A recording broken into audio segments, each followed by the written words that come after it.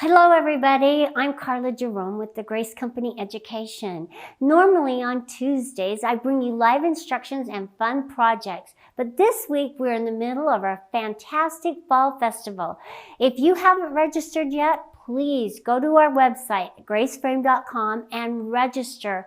You'll be able to see lots of fun videos with exciting new ideas and special guests, a variety of things for you to do this week. Look at all the beautiful quilts that have been submitted for you to enjoy and see in the different categories, and please vote on your favorite. You can also see all the videos from the first 2 days of the festival and a schedule of what's coming up on our festival events.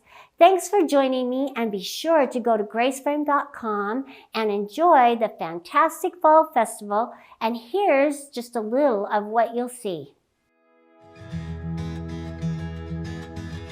There are a lot of questions that you should be thinking about before buying a frame. Now, one thing I always talk to people about to think about, number one, is your space.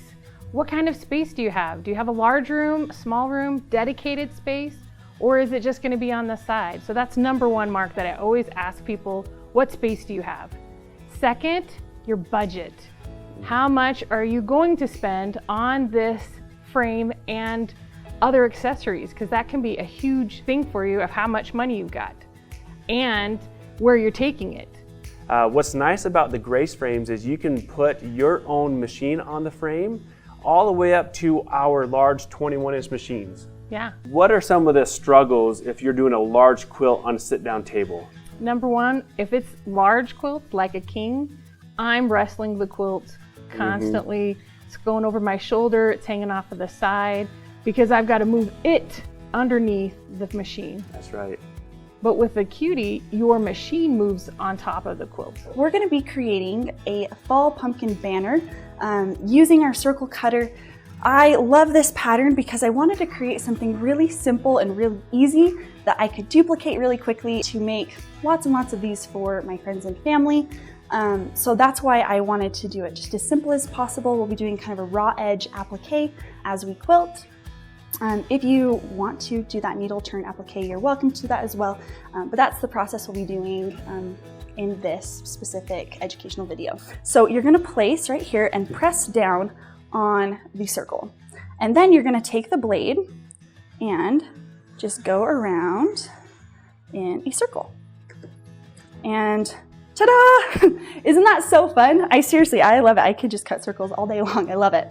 So you'll just go through and cut out all of your circles so that you can then piece it into your many different pumpkins. So one of the important things working with your workspace is making sure that you wipe down your tracks and wheels. It's very important. If you get a little bit of lint on there, it actually does make a difference when you are free motion quilting and moving your machine around, because you really do feel even a small amount of lint on your wheels. And so it's important for you to make sure that you are wiping that down. And I try to do that every time I change my quilt. It's just good to go through and walk and go clean all of your wheels and all of your track and just wipe them down with just a rag and water. And for the track, I just take 2 fingers and just wipe down both sides of the track and just rub it along all the way down the entire length of the track. What about the upper carriage as well? Upper carriage as well, you need to make sure you wipe down all of your tracks. You do both the top and bottom, so you can get all your track all the way along the entire length of your system.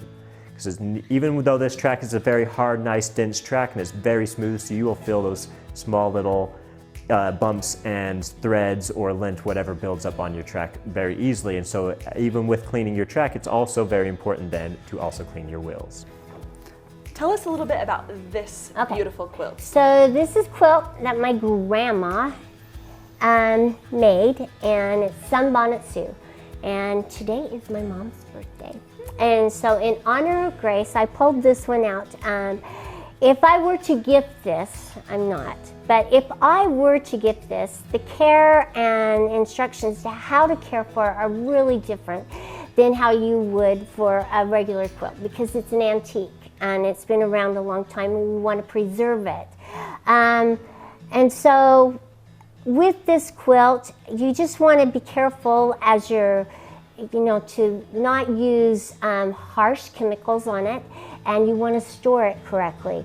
You don't want to leave it out in the sun to erode all the fabrics. You've seen this is preserved pretty well because I've taken really good care of it. But you want to store it in a pillowcase. So if you want to gift it in a pillowcase and how you want them to take care of it, and they can pull it out, just remember every once in a while. That's really important as well. Our screen will show us that in order to sew this pattern, it's looking for the top left corner and the bottom right corner of the block. I'm going to move the machine over, and I have this block that I've drawn out here on the quilt, and I'll go up to that top left edge. I'm going to simply touch and tell it that my machine is there. I'll now move the machine down and across the square down to the bottom right side. We're now going to tell it will automatically size the pattern. It has positioned the pattern, and the pattern is now ready to sew. It's literally that easy. We selected a pattern, we told it where we want that pattern to go, and I am going to hit quilt. With quilting, the machine automatically knows where it's at. It will know how much stitches, and we can set those types of things. But I'm simply going to hit the button sew so that we can see how easy it is to actually place a pattern and sew it out. So here we go. Machine's going to move to its start point. Might ask us a couple quick questions to make sure that our thread's where it needs to be. It automatically knows where the center is, and there we go. It's moved to the center. Here it goes. It's sewing and tying off, and I'll simply hold this thread for a minute as it begins, and away we go.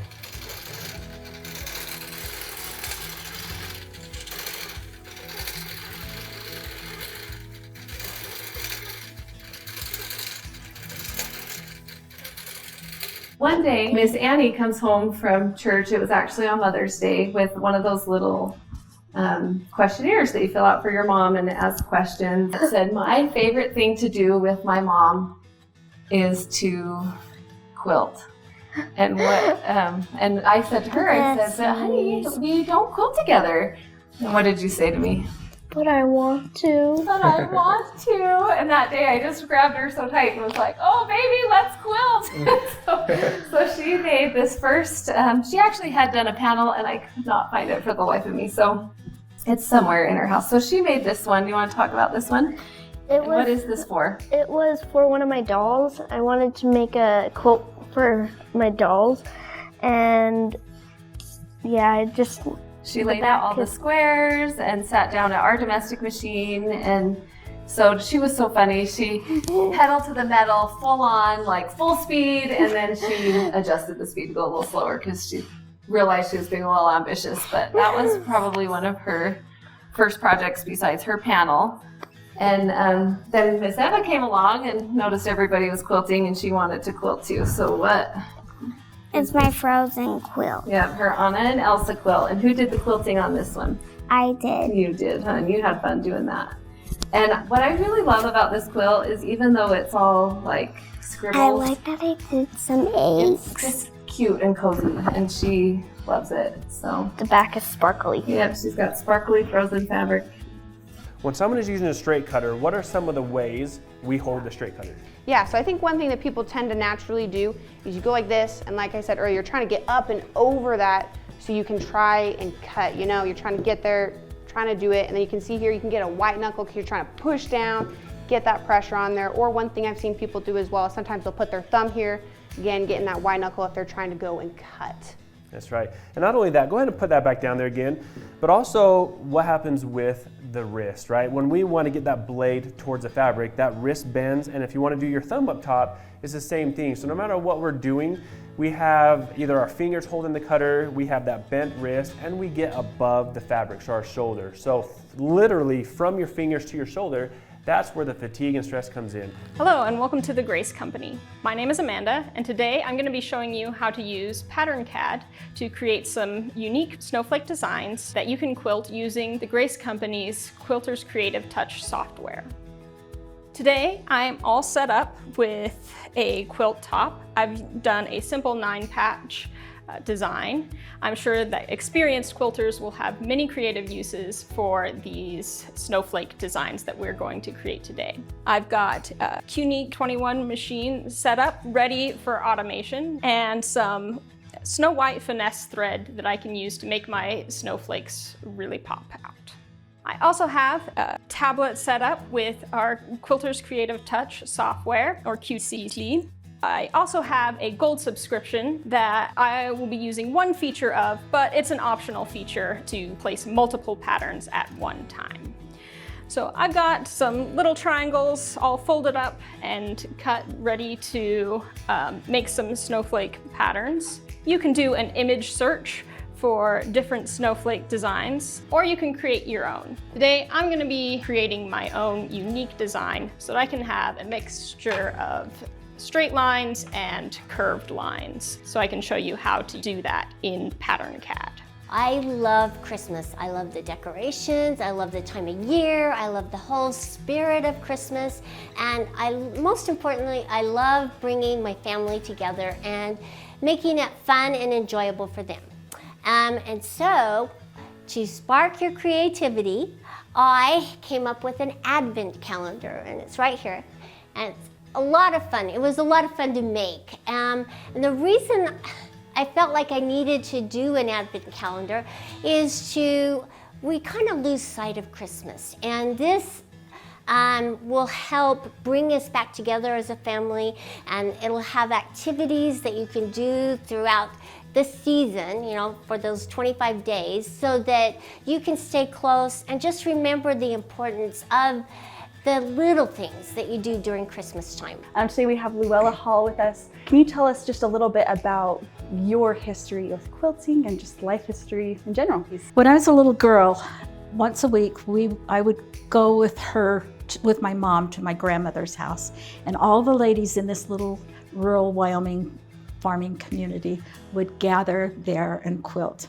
Mm-hmm. And our playhouse was under the quilt, of course, between the knees and the feet of these wonderful ladies. Mm-hmm. When they first asked me to talk about some of my favorite quilts, I thought, this is going to be interesting. How do I choose my favorites? Last year I made and gave away about 400 quilts, and this year so far. Last year, 400 quilts. Oh my gosh, I've made it through 2, and I was really proud of myself. That's incredible. When you're my age, you'll hurry faster. Oh my gosh, that's incredible. Okay. This was a design that I kind of doodled, and I thought, hey, that's kind of fun. And then I started out, doing, I don't even know what this is called, but I know it has the Taj Mahal look. And so I thought that was kind of fun, and I could just fill this in. But notice it's not perfect, but it's an inspirational idea and thought that I can use down the road. So I may not use it on this quilt.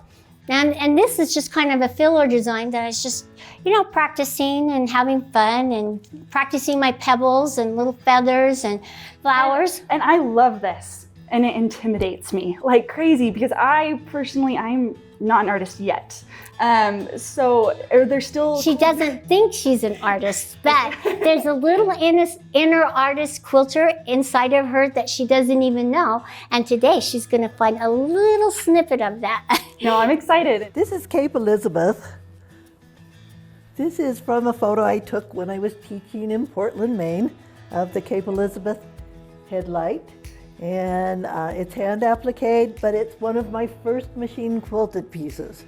And I did it all with invisible thread, which is, people told me it melts and does all sorts of stuff, but I don't know how old, and it's still intact, and nothing's coming loose. I put my little block here as I wanted to talk to you about squaring up your blocks for piecing. And I found that when you're squaring up your blocks, it's really much easier for me to square up my block when I can find my center and place it in the center. So you'll notice that I took my pin right here and I put it down through the center of my block. Then at the point right here, I'm just going to put it on this point right here, which is the center of my mat. Now you don't have to use the center of your mat. You can use an intersection on the squares and then cut it up. I just thought that would be easier for you to recognize and notice. So this is where I like to use my mat with my ruler, and I'm just going to put it down in here, the little pin to hold it into place. And then I'm just start on this side, and I'm going to turn it around like a wheel and just kind of fussy cut them and straighten up my edges. And then you can decide what size you want. And notice how I'm lining it up with this 20-inch line right here from the bottom to the top. And I'm just going to make my quick cut, put my guide over my track as I'm cutting, and notice how my thumb is, because that's the way I like to cut. And then I'm just going to go up it and across, and now I have a nice straight cut. And notice how pretty that looks. So, and now I'm ready to kind of just turn it and do my next cut.